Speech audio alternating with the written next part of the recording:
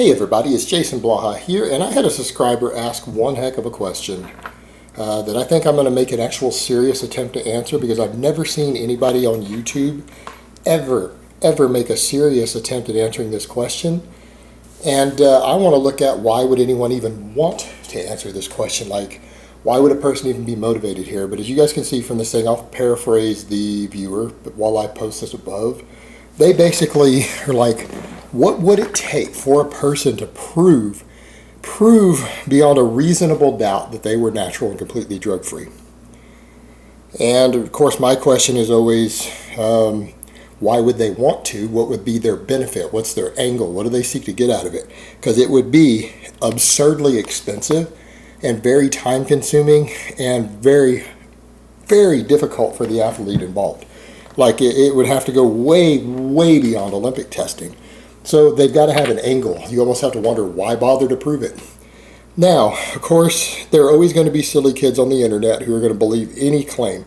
And that's what it comes down to. I'm going to cover that near the end of what's really going on here with anyone doing it, because it's a scam to sell you something every time anyone tries to do it, because no one does anything even remotely close to a real effort. Because quite frankly, people who aren't millionaires can't afford to make a real effort. That's the type of price tag it would take. And the person asked what would it be, like $500 a day? Yes. True comprehensive drug testing to try to show that someone is reasonable evidence that they're drug-free is literally $500 a day for a year. Literally. Minimum. How would you try to go about doing that? And what you guys need to keep in mind, Olympic testing is there to just try to catch the worst offenders, the people who make mistakes, and to try to discourage use a little bit. They know that they won't catch most of the people. If you've ever talked to anyone involved in the drug testing, they say, we know the majority who cheat are going to get through. They're going to remain uncaught. We're just trying to catch as many as we can. We know that it's somewhere between 90 and 99% will never get caught. Lance Armstrong beat him for 10 years. 10 years he was successful in beating the best drug testing known to man. So it's because they can't sink that many resources into one person. I mean, they're not going to sink more than 100 or 200 grand into one athlete tops trying to catch them. That's just not enough money for someone who's really good at it, unless they get really lucky. The success rate is less than 10%, even doing that, though. It was 0 with Lance Armstrong for 10 years, and they tried. In fact, you look at the 2012 Olympic Games, the drug testing bill for those Olympic Games going into it, leading up to it, and after and during, was $4 billion. That was what the Olympic Committee admitted they spent on drug testing for the 2012 Games. $4 billion. Not million, billion. Remember, that's 1,000 times a million. A billion is. Perspective there. They caught a few people. Afterwards, the next year, they developed a new metabolite test that they couldn't apply retroactively to a single anabolic steroid known as T-Bol on the street, or Turinabol. And the name is this long with numbers in it, so I'm not going to give you guys the actual scientific name. You can go look it up yourself. When they devised a new metabolite test that gave them a longer detection window on it, for just one of the 50 anabolic steroids out there, they got over 200 from the old urine samples they say from 2012 that had come up clean. They caught over 200 new athletes on a new metabolite test they couldn't apply because the athletes weren't aware it existed at the time of the games. Therefore, they can't punish them with it. Because it's not necessarily against the rules to use drugs. It's illegal to get caught with them in your system, or evidence in your system of their use. The athletes have to be made aware of what tests are being used, and they weren't, because this was made a year later. The test didn't exist. But that means they caught over 200 people who knew the detection time on that drug and avoided being caught for the whole period leading up to 2012, who still had the metabolites in their system that could be found with a new test. 200 for a single drug. That was after spending $4 billion. How reasonable is it, do you think, that one person is going to get caught if they know even basic math or anything about beating drug testing? You think a single drug test, 5 drug tests, 10 drug tests have ever caught anyone who's smart? Never. They tested Lance Armstrong dozens and dozens of times trying to catch him, and he just walked right through it. So reasonable, what would I consider reasonable effort? And this is why people say, well, that's not reasonable. Then you can't run around and claim you prove you're natty. You can't claim there's proof you're natural if you're not willing to put forward a reasonable effort. And that's going to cost you at least $1 million. And then I'm going to explain to you how to beat it. But what I would say is the bare minimum would be to enroll in the Olympic Committee's testing into their random testing pool, but pay them extra money to cover the testing so that they'll do it, and have them do a random test every single day. And what I mean is they block out the whole year, 365 days into 24-hour periods, and rather than them pick the random, they let a machine, a random number generator, set up in 15-minute intervals for over each 24-hour period which 15-minute block you're going to be tested in for the 365 days a year. And just rotate it through every new day. So technically you could get tested at 11:45 one night, and if you get a bad luck on the draw, you get tested again 30 minutes later as the next day. So you can't even use that and say, aha, okay, I can go pin this thing that has a 1 hour detection time now because they just tested it. You would still, by the law of numbers, would probably get caught by the end of the year. So that would need to be done. I would say minimum once every week, full blood panel, full blood work of all your hormones, every hormone in your body, done by a medical doctor and then made public for people to analyze and determine if they see signs of your use, along with the random urine and blood test every single day, 7 days a week for the 365 days in the year, and then we would have 52 full blood work analysis of your hormones. So yeah, you're talking about over $500 every single day for the 24-hour period per day for the 365 days.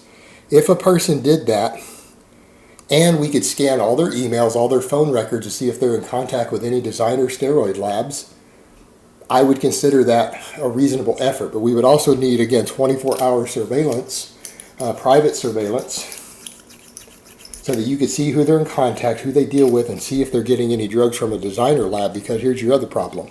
Let's say you spent that $1 million. Now, you can not only probably pay off doctors, even fake doctors and actors pretend to be doctors for, to put up on the internet, inflate blood results if you got that type of money to throw around. But assuming you didn't, and it was all legitimate, the problem we still run into, a person who has that type of money could also afford to hire the labs that cater to professional athletes with multi-million-dollar contracts, like Balco Labs. If you guys remember, Victor Conte did an hour-and-a-half long interview with Joe Rogan after he got out of prison for this. He owned Balco Labs, ran Balco Labs. They were a designer steroid lab that made undetectable steroids for athletes. They kept new steroids in the mix so that every 6 months they could make a new drug and have it ready for their athletes to go that was undetectable. By the time the drug testing agencies figured out how to detect the new drug that they had created, they could rotate them in and have them a new drug ready every 6 months and rotate out the old ones. They charged a lot of money. But Victor Conte has said there's at least a dozen other companies out there doing what his company did. He was just one of like a dozen designer steroid labs, and he had thousands of clients. And part of his plea bargain, he had to turn over the list of his customers in order to get a reduced sentence. Now, that being said, after all that work and that 365 urine, 365 blood tests, and then weekly blood work from a doctor, 24-hour surveillance of this person, they still could, in theory, hire a designer steroid lab to make them an undetectable drug. Plus the fact there are currently undetectable anabolic drugs out there like mechanogrowth factor that WADA has said they do not know how to make a test to detect for it. So that being said, is it even feasible for a person? Could a person even really prove their natural status beyond a shadow of a doubt? No. But I think if they did all of that, that could be a reasonable doubt, as long as you can also get all their email and phone records also to see who they're in contact with. I would say I would accept that beyond a reasonable doubt, just not a shadow of a doubt. And yeah, it would cost $1 million and take a year of surveillance and hundreds of pinpricks by doctors and drug testers. That would be reasonable. Otherwise, I don't think they're putting forward a reasonable effort. So why would anyone care? Like, why do people do this? Why do they put forward these little silly efforts to do this? To make money. Because a lot of people have money involved in convincing you they're drug-free to sell you programs, to get you to watch their YouTube channels. You guys don't think fitness YouTubers make a lot of money? You guys have no idea. I'm not going to go into the specifics, But there are plenty of guys up here who you guys know, household names, making 6 or 7 figures off their YouTube commercials alone. Selling programs, there's guys charging $100 a pop for programs based on their natural status. Meal plans, these are guys who are literally taking an hour to write a program and selling it to 500 different people for $100 each. You do the math. That's a very little work for a lot of money. There's money in claiming to be natural. There's money in being really impressive and having great genetics and using drugs and claiming natural. There's a shitload of money in it. So they have a financial vested interest in it. And anyone who goes out of their way to pull one of these stunts, oh, you can show up and drug test me anytime you want. I'll accept the drug test. You show up at my gym. And that sounds impressive. That convinces 50,000 people that they're natural, because look what they're willing to do. Because people are stupid and naive, and they want to believe whatever their hero or idol tells them. And it makes them a bigger fan because they're willing to do that. That doesn't mean shit. Like, if you really think that one random drug test would prove anything, you clearly didn't listen to anything I said in this video about drug testing. You're ignorant of it. If you think that a guy giving blood work a couple times to a doctor to review proves their natural status is even reasonable evidence, again, you're very ignorant of drug detection. Again, it's a publicity stunt for people to make more money. And at the end of the day, if you don't have a financial interest involved, why do you care? It's in everybody's best interest to assume anybody selling anything is on drugs already. So no amount of proof that you try to present would be reasonable until you start getting in the millions of dollars and proving it. And again, it's just in everyone's best interest as a consumer to assume you're lying. So other than for financial gain, why bother? Is your ego worth it?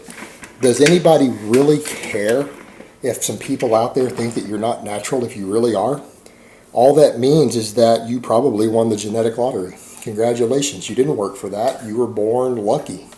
You were born with amazing muscle insertions, amazing muscle fiber distribution, bone structure, probably higher than normal testosterone, and faster recovery. You're just gifted. You got lucky. You won the genetic lottery for muscle mass and symmetry and proportions.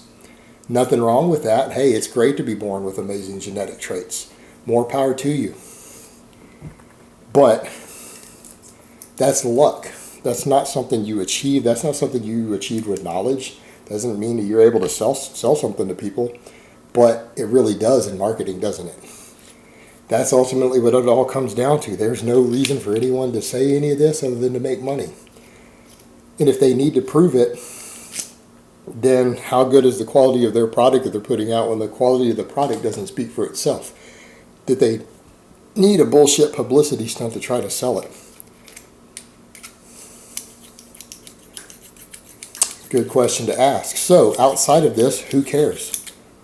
Why does anyone else care if some people think you're not natural? It doesn't affect you at the end of the day.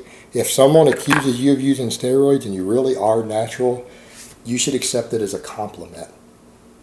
You should accept it as a compliment, because at the end of the day, everyone else out there is using gear. Millions of people use gear. If you've seen the surveys and stuff, it is literally in the millions.